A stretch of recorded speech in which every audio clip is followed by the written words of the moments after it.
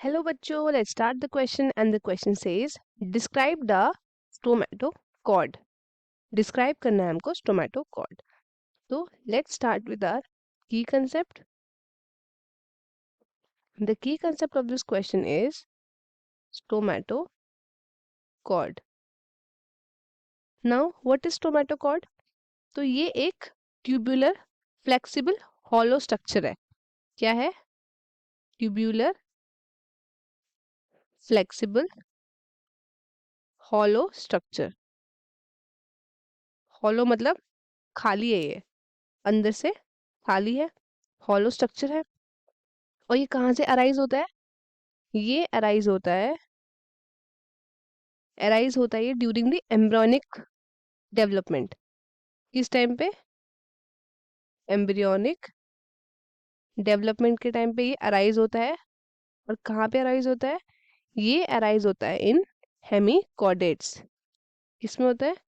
इन hemichordates. इसमें ये arise होता है. अब ये कहाँ से अराइज होता है? तो ये अराइज होता है रूफ की. कहाँ से? कौन सी रूफ की? From the embryonic gut. Embryonic gut की रूफ से ये अराइज होता है. रूफ से अराइज होता है. और कैसे अराइज होता है? तो ये एक आउट पॉकेटिंग बन जाता है, या फिर आप कह सकते हो आउट पॉकेट, जो लीड करता है किसमें? लास्ट में ये लीड करता है इनटू फेरिंग्स. फेरिंग्स में लीड करता है इनटू फेरिंग्स. उसके बाद अब जो इसके वॉल्स है, इसके जो वॉल्स है, ये किसके बने होते हैं? तो ये बने होते हैं single layer of narrow cells. Single layers of narrow cells उसके बने होते हैं. अब क्या होता है? जो इसका आउटर सरफेस होता है ना, इसका जो आउटर सरफेस होता है स्टोमेटोकॉर्ड का, इसका आउटर सरफेस जो होता है ये कंपोज होता है ऑफ एपिथेलियल सेल्स. किसके?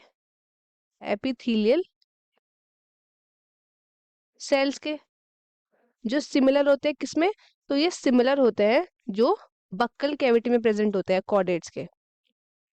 बक्कल कैविटी में जो प्रेजेंट होते हैं किसके? तो कॉर्डेट्स के. उसके क्या होते हैं? उसके होते हैं सिमिलर.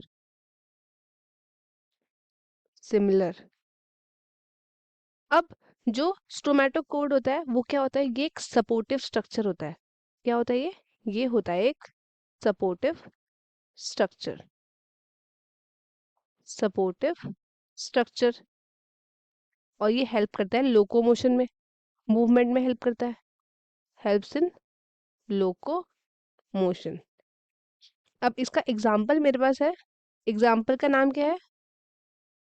बेलेनो ग्लॉसस. बेलेनो ग्लॉसस.